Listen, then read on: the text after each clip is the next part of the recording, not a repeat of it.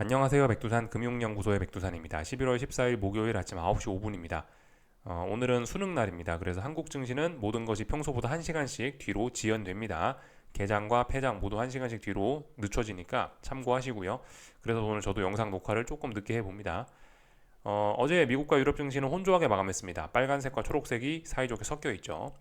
그러니까 어떤 의미 있는 방향성 이런 거 좀 나타나지 않았다라는 거고, 미국 증시는 원래 강했었으니까 의미 있는 방향성이 나타나지 않았다면 계속해서 강하구나, 이렇게 생각하시면 되겠습니다. 유럽 증시는 굉장히 불안한, 지금 절벽 끝에 서 있는데 매수세가 확인되지 않았으니 계속해서 불안하구나 생각하시면 될 것 같습니다.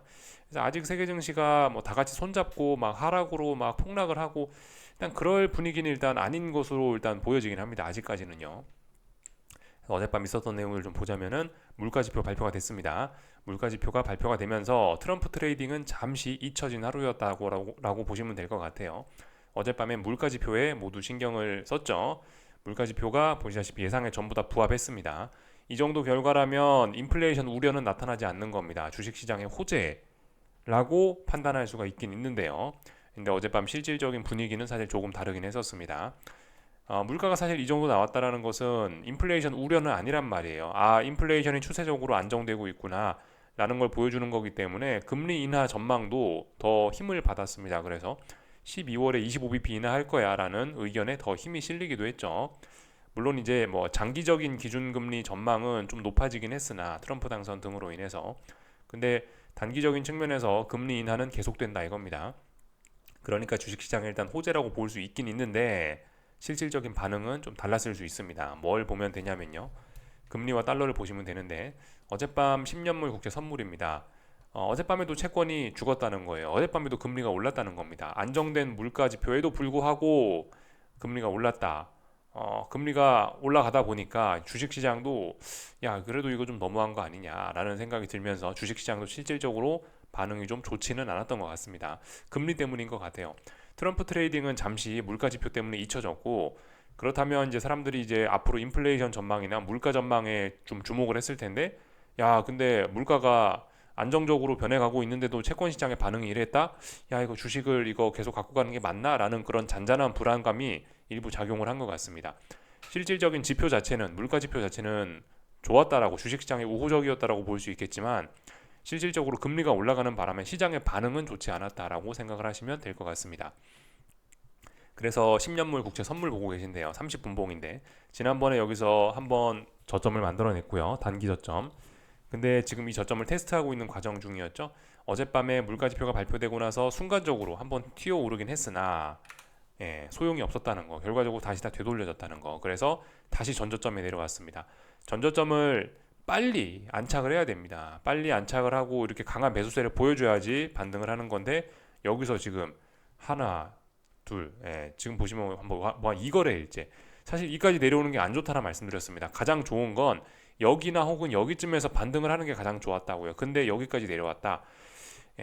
반등할 생각이 없어 보입니다. 그래서 추가적인 급락 폭락을 좀 생각을 하셔야 되겠습니다. 채권 시장이 더 죽어 내려갈 수 있다. 금리가 더 오를 수 있다. 장기 금리가 더 올라갈 수 있다. 생각을 하셔야 되겠습니다. 10년물 선물 보면서 말씀드렸는데 30년물로 보나 뭘로 보나 똑같죠. 30년물 선물도 이런 모습이다. 어제 그 여기가 단기 바닥이었는데 또 아래로 깨고 내려가면서 전저점까지 내려왔고 지킬 생각이 없다. 그렇다면 금리는 더 올라가야 된다. 장기 금리는요. 더 올라갈 것으로 보입니다. 그로 인해서 달러도 올라갔고요. 그래서 지금 달러 강세, 그 고금리 이런 것들이 계속해서 지속이 되고 있는데, 트럼프 트레이딩으로 인해서 경제 성장에 대한 기대감으로 고금리 강달러 이런 식으로 이제 경제 성장에 대한 기대감, 트럼프 트레이딩이 바탕이 돼서 주식시장의 고금리 강달러가 뭐 호재로 아니면 뭐 고금리 강달러를 무시할 수 있었는데, 어젯밤엔 좀 달라진 거죠. 어젯밤에는 이제 물가 지표가 나왔는데도 물가가 안정적인데도 반응이 이러니까 잠시 트럼프 트레이딩은 좀 잊혀지고, 야, 이거 장기 금리가 너무 높지 않냐? 이런 우려가 살짝 좀 등장한 게 어젯밤이라고 생각이 됩니다. 그래서 어젯밤 미국 증시도 사실 뭐 혼조하긴 했으나 실질적으로는 반응이 좀 안 좋았다라고 보는 게 좀 맞긴 맞을 것 같습니다. 실질적으로 주식시장은 어떤 고금리에 대한 부담을 느낀 게 아니냐라는 생각이 듭니다. 그래서 뭐 특별히 바뀐 건 없죠, 그죠? 지금 보시면 계속해서 고금리 강달러, 트럼프 트레이딩, 채권과 외환 시장이 지속되고 있고 주식 시장도 뭐 그냥 계속해서 강합니다. 물론 좀 위험해 보이는 위태위태해 보이긴 합니다만은 아직까지 강합니다. 굉장히 강하기 때문에 한국 증시는 뭐 미국 증시 급등할 때도 빠졌잖아요, 그죠? 어떻게 되겠습니까? 한국 증시는 계속해서 일단 부진할 가능성이 있다 좀 생각을 하셔야 되겠습니다. 오늘 더군다나 옵션 만기일이죠. 그러니까 오늘까지 풋옵션들이 좀 계속해서 좀 이제 활개를 칠 만한 그런 시간이 좀 남아 있다라는 판단입니다. 근데 어쨌든 오늘 만기일이니까 한국 증시는 그래도 뭔가 어떤 변화가 좀 나타날 것을 기대 정도는 할 수 있습니다. 하여튼 이따가 좀 한국 증시 이야기할 때 좀 자세한 이야기 하고요. 어젯밤 있었던 일들 좀 더 살펴보겠습니다. 하여튼 트럼프 트레이딩 그래서 뭐 비트코인이 계속해서 뭐 올라가고 있다라고 하고 있고요. 그리고 그 선거 결과 다 나왔죠, 그죠? 공화당이 레드 스윕을 달성했다라고 합니다. 백악관, 상원, 하원 모두 석권했다라고 해요. 트럼프 트레이딩이 뭐 강했던 이유라고 볼 수가 있겠죠. 근데 이제 완전 하원까지 다 석권했다라고 이제 불확실성이 제거가 됐으니까 이렇게 나왔으니까 트럼프 트레이딩이 좀 둔화가 되려나 싶기도 한데 어쨌든 근데 일단은 뭐 트럼프 트레이딩은 지속 중입니다. 뭐 나머지 특별한 거 없었고요.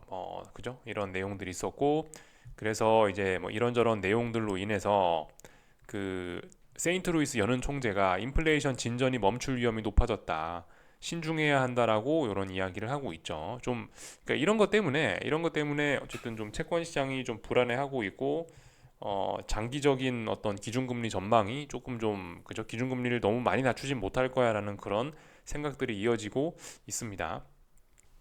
그래서 뭐 이 정도 보시면 될 것 같고 하여튼 뭐 국제 유가 이틀째 반등했다라고 하는데 달러가 워낙 강해가지고 원자재들은 다 박살이 나고 있습니다. 뉴욕 금 가격 하락 뭐 낙폭과대인 식의 이틀째 반등이라고 하는데 0.4% 올랐으면 의미 없죠. 빠질 때 2, 3%씩 빠지는데 0.6%, 0.4% 올라간다. 의미가 없습니다. 뉴욕 채권 완만한 CPI도 못 막는 트럼프. 그러니까 채권 시장은 계속해서 트럼프의 공포 뭐 이런 게 작용을 하고 있다라고 보시면 될 것 같습니다. 그래서 커브 스팁 그러니까 수익률 곡선이 이런 식으로 이제 쫙 정상화가 되고 있다라는 거죠. 이게 이렇게 역전이 되고 있었는데 이렇게 정상화가 되고 있다는 거죠. 장단기 금리 차가 정상화가 열심히 진행 중이라는 거죠.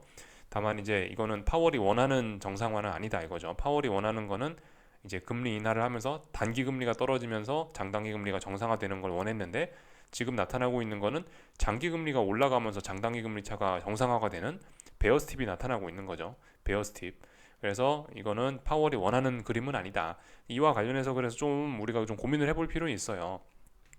지금이 뭐 계속해서 강조 말씀드리지만 미국 주식 기준으로 해서 비싸다. 예, 결코 싸다고는 할 수 없다. 뭐 많이 비싼지 뭐 그런 건 잘 모르겠지만 최소한 일단 싸지는 않다. 그건 확실한 이야기고 좀 비싸다라고도 충분히 이야기할 수 있는 그런 상황입니다.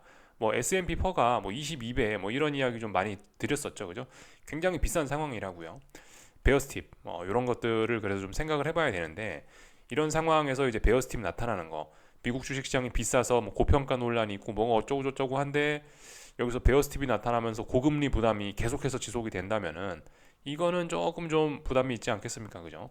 그래서 이 미국이 금리 인하를 함에도 불구하고 장기 금리가 지나치게 높아갖고 이 경제 주체들한테 굉장한 큰 부담이 되고 있는데 이런 게 나중에 큰 어떤 위기의 씨앗이 될 가능성도 있죠. 지금 금리가 어쨌든 너무나 높습니다.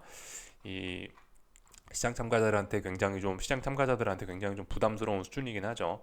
금리가 너무 높으면은 하여튼 경제에 부담이 많이 되기 때문에 특히 지금 같은 상황이 뭡니까? 이게 연준이 금리 인하한다라고 해가지고 우리 모두가 이제 야 금리 떨어질 거야라고 생각을 하면서 사람들 아파트도 사고 땅도 사고 대출해갖고 막 사업도 새로 벌리고 이랬는데 지금 금리가 안 떨어지는 상황이 되지 않았습니까? 그죠? 이런 상황에서 좀 위기가 났던 그런 역사가 좀 많이 있으니 아무튼 지금 단기적으로는 분명히 미국 주식 시장이나 뭐 비트코인이나 뭐 이런 위험 자산들이 아직까진 좋습니다만은 하여튼 지금이 역사적으로 봤을 때는 좀 굉장히 위험한 순간이 아니냐라는 생각이긴 합니다. 그래서 이 지금 뭐 미국 주식이 좋다 이러면서 다들 싱글벙글 하실지 모르겠지만은 이 계속 싱글벙글 하기보다는 조금 좀 어쨌든 좀 관심을 네, 어떤 위험 관리 이런 것도 좀 생각을 하시는 게 맞지 않을까 싶긴 해요. 사실 지금 이제 보시면은 그 오래간만에 좀 이런 걸 좀 보긴 하는데 나스닥 차트인데 이게 2008년 금융위기부터 이렇게 쭉쭉쭉 보시면요. 2008년 이후에 너무나 평화롭게 잘 왔고요. 한동안 버블 이런 게 없었단 말이에요. 근데 이때 2020년 3월 달에 코로나가 오면서부터 이때부터 아이고 잘 됐다. 코로나 온 김에 유동성을 공급하자. 그러면서 사실 이때부터 버블이 좀 만들어졌다라고 저는 개인적으로 봐요. 저는 이때부터는 좀 버블이라고 생각을 합니다. 버블이 근데 이제 아직까지도 이제 지금 계속해서 좀 짱짱하게 계속해서 버블이 커지고 있는 그런 상황이고 언젠가 좀 되돌려 받긴 해야 될 거거든요. 그러니까 지금 이때 당시 20년 3월에 풀어나온 유동성의 여파로 인해서 결과적으로 인플레이션이 높아지고 지금 금리가 이렇게 높은 거 아닙니까? 그죠? 근데 참 신기해요. 돈을 그렇게 풀었는데 돈이 참 신기한 게 아니죠. 참 어쩌면 참 자연스러운 거죠. 돈을 그렇게 풀었으니까 물가가 높아질 수밖에 없는 거긴 하죠. 그래서 이제 이때 당시에 뭔가 일을 벌여놨던 그 이제 대가를 자칫 잘못하면 치를 수 있다라는 거. 지금 미국 주식이 물론 계속 강하고 좋아 보입니다만은 너무 낙관적인 전망을 하기에는 좀 하여튼 부담스러운 순간이 아닐까 싶습니다. 버블이 좀 만들어졌다 싶습니다. 좀 하여튼 버블까지라는 표현은 너무 좀 이제 버블은 너무 좀 과한 표현일지도 모르겠고 너무 경솔한 표현일지도 모르겠고 하여튼 싸진 않습니다. 그죠? 매우 보수적으로 이야기해서 싸지 않습니다. 조금 공격적으로 이야기하면 비싸다라는 표현 정도 할 수 있을 것 같고요. 그런 상황이에요. 하여튼 뭐 단기적으로는 근데 이제 주식시장 보시면은 뭐 아직까지는 강합니다. 예. S&P 볼까요? S&P 보시면은 어젯밤에 이런 모습입니다. 진한 오렌지색 선이 5일선이죠. 예, 5일선 터치하고 반등하는 모습. 다만 경계할 점은 있습니다. 야, 이렇게 5일선이 잘 올라오고 있는데 어제 5일선 처음 터치한 건데 야, 반등 이거밖에 안 나오냐?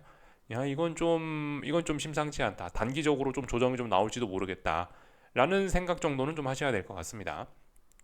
여기서 이제 막 추세적으로 이제 미국 주식이 꺾일 거야라는 이야기를 하기보다는 지금 상황에선 야, 가벼운 조정 정도는 좀 나타날 수도 있겠다 생각은 하셔야 되겠죠. 그 정도 생각 정도 하시면 됩니다. S&P 지수인데 뭐 말씀드렸다시피 어떤 상승에 대한 목표치가 아직도 좀 많이 열려 있습니다. 뭐 2, 3% 이상, 그죠? 3%, 4%뭐 거의 그 정도 이상 좀 많이 열려 있는 상황입니다. 아직까지. 물론 이게 반드시 위에 터치하라는 법은 없다라 말씀드렸는데 어쨌든 아직 뭐 상승 목표치나 이런 게 열려 있고 그리고 아직 하락 전환한다라는 그런 의미 있는 신호는 없다. 다만 이제 조정 정도는 뭐 기대도 할 수 있겠다 싶긴 합니다. 나스닥은 조금 좀 더 좀 부진한 모습이긴 해요. 나스닥은 보시다시피 나스닥도 비슷합니다. 어젯밤 진한 오렌지색 선을 터치를 했었는데 터치하면 톡 튀어 올라야 되는데 반등이 생각보다 약했습니다. 처음으로 터치한 건데도 불구하고 어젯밤은 어쨌든 하락할 그런 날은 아니었던 겁니다. 이 아래쪽에서 올라오던 매수세가 있기 때문에 그래서 지금 보시다시피 야, 이 정도면 조정은 나올 수 있겠는데 싶은 생각을 하셔야 되겠습니다. 혹시나 조정 정도는 나올 수 있겠다. 근데 아직까지는 조정이 나오면 매수해야지. 이런 생각이 일단 기본적인 대응이 될 수는 있겠습니다. 그래서 일단 이런 모습이고요. 뭐 어쨌든 나스닥이나 S&P나 둘 다 또 어떤 이런 자리 그죠? 여기가 전고점이잖아요. 이건 나스닥입니다. 전고점 자리 아직 뭐 이 정도면 매우 양호한 조정이에요. 이렇게 급하게 올라왔는데 여기서 이 정도로 버티고 있다. 조정이 좀 나올 수 있을지 모르겠으나 이거는 어쨌든 매우 주식이 일단 아직까지는 강하다 보시면 되겠습니다. 이런 모습이고요. 러셀 지수는 뭐 변동성이 좀 크기 때문에 좀 하락했지만 이것도 사실 굉장히 잘 버티고 있는 거고 그래서 아직까지 미국 주식은 강하다 이겁니다. 다만 이제 약간의 경계해야 될 점들 포인트가 좀 한두 가지 정도씩은 있는데 그런 것들만 좀 살펴보자면요. 변동성 지수 어젯밤에도 잘 죽어내리고 있죠. 이거는 미국 주식이 강하다라는 그런 증거이긴 하나 이 변동성 지수가 죽어내리는 과정이 너무 급격해가지고 한국 증시처럼 한 번쯤 꿈틀하고 이렇게 튀어오를 수는 있다. 이런 거 정도를 좀 감안하셔야 되겠습니다. 그러니까 근데 여기서 튀어올라 봐야 반등시 매도 전략 그죠? 아직까지 시장은 좋다 이겁니다. 변동성은 좀 더 안정될 수 있다. 뭐 이런 개념으로 생각하시면 될 것 같고요. 반도체 지수 섹터가 반도체 지수가 좀 너무 약합니다. 이런 점은 조금 좀 부담스러운 점이라고 할 수가 있겠어요. 엔비디아 같은 걸 보면은 이제 엔비디아 보시면 아직까지 뭐 강하긴 하거든요. 엔비디아도 사실 뭐 상승에 대한 목표치가 조금은 좀 더 남아 있어, 네, 뭐 남아 있다라고 볼 수가 있겠고, 그리고 어떤 중요한 자리 여기가 이제 역사적 고점이죠. 이 자리를 지금 이제 어쨌든 넘어가 있기 때문에 아직까지 뭐 그렇게 뭐 큰 위기가 있다 그렇게 볼 수 없긴 있는, 그렇게 볼 수는 없는데 조정이 좀 나올 가능성이 좀 있긴 있습니다. 근데 조정 나오고 일단 또 올라가겠지라고 생각하는 게 일단 보편적인 관점이 되겠습니다. 아직까지는 굉장히 강합니다. 뭐 여기서 이렇게 아래쪽에서 이렇게 올라가는 추세선들이 있죠. 이런 추세선에 뭐 터치할 때까지 보통 조금 더 오르는 경향이 있긴 있습니다. 그래서 어쨌든 엔비디아는 아직도 좀 더 오를 그런 여지가 있긴 있는데, 아무튼 상승 탄력이 좀 둔화가 돼가지고 조정 정도는 뭐 나올지도 모른다, 이 정도 생각하셔야 되는데, 하여튼 중요한 건 엔비디아는 강한데, 이제 그 필라델피아 반도체 지수가 계속해서 말씀드리지만은 갈만하면 되돌리고 갈만하면 되돌리고 그래서 답답합니다. 그 뭐 지난번부터 계속 말씀드리는 부분이긴 한데 121선이죠. 지금 이제 보시면 121선이 이렇게 어떤 중요한 저항으로서 지금 얘가 큰 역할을 하고 있는 것으로 보입니다. 그래서 지금 보시면은 이렇게 계속해서 필라델피아 반도체 지수 고점이 낮아지고 있고, 물론 아직 엔비디아가 버티고 뭐 이러니까 괜찮을 수도 있어요. 그죠? 그렇지만 이게 좀 굉장히 불안해 보이는 건 사실입니다. 그 반도체 지수가 여기서 이제 계속해서 고점이 낮아지는 모습들이 보이고 있고, 그리고 결론적으로 여기 ASML 쇼크 나와갖고 폭락했던 이거를 극복을 못하고 있기 때문에, 여기가 워낙 무거운 저항이 돼 버렸기 때문에 이거 그죠, 심상치가 않다라고 우리가 충분히 생각을 할 수가 있습니다. 그래서 이런 점들, 물론 아직 뭐 나스닥 지수 자체나 뭐 이런 것들은 괜찮기 때문에 뭐 괜찮을 수 있는데, 어쨌든 이런 거는 좀 분명히 경계를 해야 될 그런 부분입니다. 특히 그 반도체 지수는 지금 이제 야 자칫 잘못하면 추세적으로 죽을지도 모르겠다라는 생각을 충분히 하셔야 되겠죠. 지금 장기적으로 어떤 삼중 고점형 만드는 어떤 그런 패턴 아닙니까, 그죠? 그렇기 때문에 좀 주의가 필요하겠습니다. 그런 점들이 이제 약간의 이제 불안감이다 이겁니다. 아직 미국 증시는 강한데, 아직까지는 강한데 그런 점들이 좀 작은 불안감이다 이거고요. 애플도 사실 조금 좀 그래요. 애플도 지금 보시다시피 그 뭐 다중 고점형을 확인하는 그런 과정 중일 수 있죠. 그런 모습으로 충분히 보이죠. 그리고 지금 이제 애플 같은 경우는 이제 무슨 일을 하고 있냐면, 여기서부터 해서 이렇게 일봉에서 쭉 빠졌다가 반등을 했는데 61선을 맞고 지금 못 넘어가고 있습니다. 그렇다면 N자로 이렇게 빠질 가능성이 있겠죠. 이런 점들 가볍게 경계가 좀 필요한 그런 부분이라고 볼 수가 있겠습니다. 마이크로소프트 같은 것도 그렇거든요. 마이크로소프트 같은 것도 계속해서 121선, 그 반도체 지수하고 흐름 비슷하지 않습니까? 그죠? 지금 대략적으로 보시면 여기 이 정도에서 계속 놀고 있는데 여기를 못 넘어가고 있습니다. 계속해서 이 굉장한 부담이라고 할 수가 있겠어요. 그래서 이런 점들을 보시면은 어쨌든 이런 점들을 보시면 약간 불안한 점은 있다 이겁니다. 그러나 아직까지는 뭐 미국 주식 강하다, 조금 더 상승할 목표치가 있다 이겁니다. 의미 있는 매도세가 나타나지 않았다 뭐 이겁니다. 하여튼 어젯밤에는 이제 고금리 부담으로 인해서 러셀 지수가 좀 많이 빠지고 빅테크가 좀 올라오긴 했죠. 하여튼 뭐 이런 모습들이 좀 나타났고, 하여튼 순환매가 돌면서 아직까지는 미국 주식은 뭐 잘 올라가는 과정 중이다 이렇게 보실 수가 있겠습니다. 하여튼 달러 강세로 인해서 금값, 뭐 구리값, 국제유가, 원자재들 다 같이 하락을 하고 있고요. 그 한국 증시는 뭐 오늘도 조금 좀 부진할 수 있긴 있는데, 그 조금 전에 그 환율 구두 개입을 했다고 합니다. 최상목 과도한 변동성엔 적극 안정 조치를 취하겠다라고 이런 발언을 했죠. 뭐 약간 긍정적일지 모르겠으나 일단 어쨌든 중요한 거는 여러분들 그 아직 한국 증시 바닥이 나오지 않았다. 그 말씀드렸다시피 그죠? 어제 말씀드린 내용 그대로 정리 한번 하겠습니다. 이게 지금 이 코스피는 중장기적으로는 일단 건강 상황이 매우 안 좋아지고 있는 거예요. 이번에 여기서 또 빠지면서 지금 폭락을 또 하면서 중장기적으로는 일단 전망이 안 좋아졌습니다. 중장기적으로는 계속해서 이제 아래쪽으로 이제 가겠다. 한국 증시 이렇게 생각하시는 게 일단 기본적인 시나리오가 되겠고요. 다만 이제 한국 증시가 먼저 굉장히 많이 빠졌기 때문에 단기적인 메리트는 굉장히 있습니다. 그리고 한국 증시 변동성이 커졌기 때문에 단타 매매의 측면에서 단타 매매 측면에서 봤을 때 이 반등을 기다리거나 큰 반등을 기대하는 것은 괜찮을 수 있어요. 그래서 이거는 굉장히 좀 매력적이라 생각합니다. 단기적으로 매력적이라고요. 지금 여기서 주식을 사면 영원한 바닥이고 이제 앞으로 뭐 수십 년 내 절대 오지 않을 바닥 그런 게 아니고, 앞으로 계속 또 한국 주식은 자빠지긴 자빠질 텐데, 다만 단타의 기회로서 야 이건 좀 매력적으로 보인다라는 생각입니다. 근데 지금이 분명히 굉장히 매력적인 가격대이긴 한데 말씀드렸죠, 그죠? 변동성이 크다고요. 변동성이 크기 때문에 당장 여러분들이 지금 생각을 하셔야 되는 거는 일단 위험 관리가 우선입니다. 위험 관리. 더 싸게 살 수 있는 기회가 있을 수 있어요. 지금 변동성도 크다 그랬죠. 지금 여기 그래서 뭐 하루나 이틀 사이에 뭐 하루 이틀 사이에 뭐 삼성전자가 1,000원, 2,000원 빠지는 게 요즘 기본입니다. 코스피 지수도 막 2%, 3%씩 움직이고요. 그렇기 때문에 이 타이밍이 좀 중요하고 지금 당장은 어쨌든 더 빠질 수 있는 위험을 관리하시는 게 맞습니다. 지금 당장은요. 그리고 위험 관리라는 것은 현금 비중을 좀 높인다는 것에 좀 또 포커스를 맞출 수가 있겠죠, 그죠? 그래서 아무튼 지금 같은 상황 일단은 매력적인 자리이나 당장은 아직 바닥이 확인되지 않았기 때문에 위험 관리가 필요한 시점이다. 위험 관리에 포커스를 맞출 시점이다. 이겁니다. 당장은요. 뭐 하루 이틀 3일 뭐 이 정도 당장은요. 이렇게 보실 수가 있겠고요. 그리고 그 이제 뭐 약간 이제 뭐 야 그러면은 그렇게 타이밍이 중요하면 결과적으로 이제 뭐 결과적으로 어떤 패턴이나 뭐 어떤 바닥을 잡는 패턴이나 뭐 어떤 신호를 기다려야 되는데 어떻게 하면 좋겠냐 이제 그런 거를 이제 좀 궁금해 하실 수 있는데 제 생각엔 그래요. 지금 코스피 지수 보고 계신 거고요. 30분봉 보고 계신데 이런 거를 참고하시는 게 좋지 않을까 싶습니다.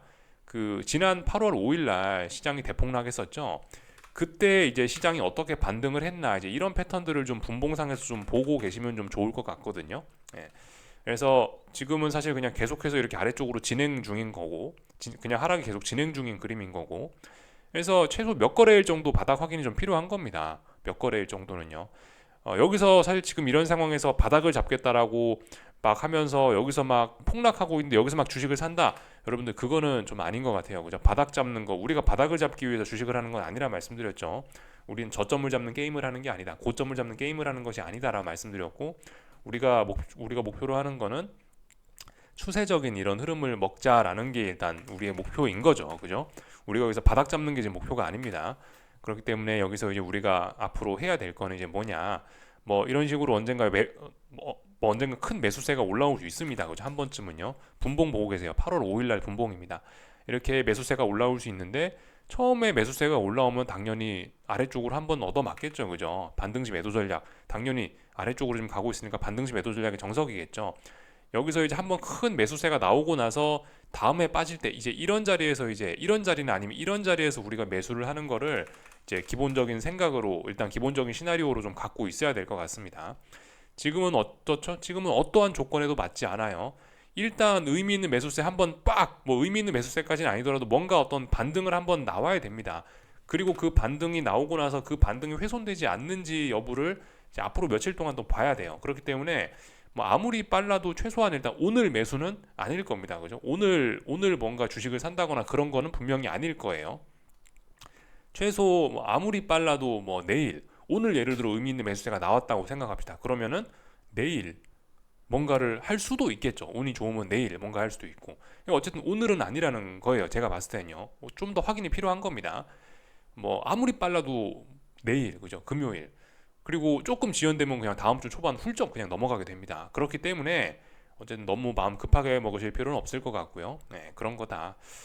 삼성전자 입장에서도 그렇죠, 그죠? 네, 삼성전자 입장에서도 어쨌든 아직 바닥 확인 이런 거 안 되고 있으니까. 하여튼 삼성전자가 지금 굉장히 약합니다. 근데 어쨌든 지금 이제 삼성전자가 좀 좋다라는 쪽으로 지금 제가 이제 좀 네, 삼성전자 지금까지는 뭐 별로 안 좋다 그런 이야기 했지만 지금부터는 굉장히 매력적일 수 있다라고 이야기를 좀 드리고 있죠.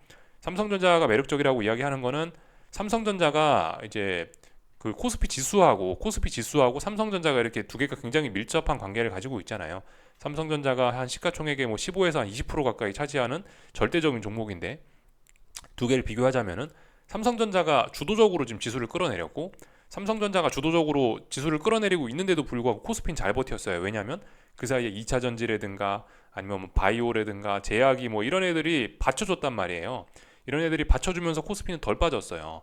근데 삼성전자는 뭐다? 코스피를 주도적으로 계속해서 끌어내리는 역할을 했었고 어느 정도 이미 많이 빠진 상황에서 지금 이제 한 번 더 언더슈팅 뭐 약간 투매 비스무리한 흐름까지 지금 진행 중이란 말입니다. 그러니까 가뜩이나 매력이 있었는데 여기서 사실 반등했으면 별 재미가 없었을 수 있었는데 한 번 여기서 더 빠지고 있다. 라면은 지금 이거 더 빠지는 것 같은 경우는 기술적으로 상승의 탄력을 더 강하게 만들어주는 언더슈팅일 가능성이 좀 높다라고 보는 거고요. 그리고 얘가 먼저 빠졌기 때문에 앞으로 삼성전자가 뭐 생각보다 강하게 좀 튀어 올라올 수 있다는 생각도 좀 하셔야 되겠고요. 그렇다면 어떻게 된다? 삼성전자가 만약 튀어 올라오게 된다면은 상대적으로 그동안 재미를 봤던 이 좀 덜 빠졌던 그동안 강했던 2차 전지나 뭐 제약바이오나 코스닥이나 아니면 코스피 지수나 이런 친구들은 삼성전자의 수익률보다 떨어질 가능성이 있습니다. 만약 삼성전자가 급반등을 하게 된다면요. 만약 이제 만약 저의 생각에 맞게 된다면 코스피 지수나 이런 친구들은 다 안 좋아질 수 있다고요. 그러니까 지금 상황에선 야, 차라리 삼성전자가 더 매력적일지도 모르겠다라는 생각을 좀 해본 겁니다. 그래서 하여튼 여러분들 잘 생각을 좀 해보시고, 아무튼 오늘은 분명히 뭐 아닐 수 있다 이겁니다. 예, 아무리 빨라도 뭐 내일, 아니면 다음 주 초반 훌쩍 그냥 시간이 좀 더 가야 될 수 있다 이겁니다. 그래서 어쨌든 뭐 지금은 이제 하방 포지션 들고 계신 분들이 이제 수익을 누적시키면서 조금씩 조금씩 현금 비중을 늘려가는 그런 자리인 거고, 어쨌든 지금 위험 관리가 중요하다 뭐 요겁니다. 요까지 하겠습니다. 궁금한 거 리플 남겨주시고요. 오늘 저녁에 뵙겠습니다. 여기서 마치겠습니다.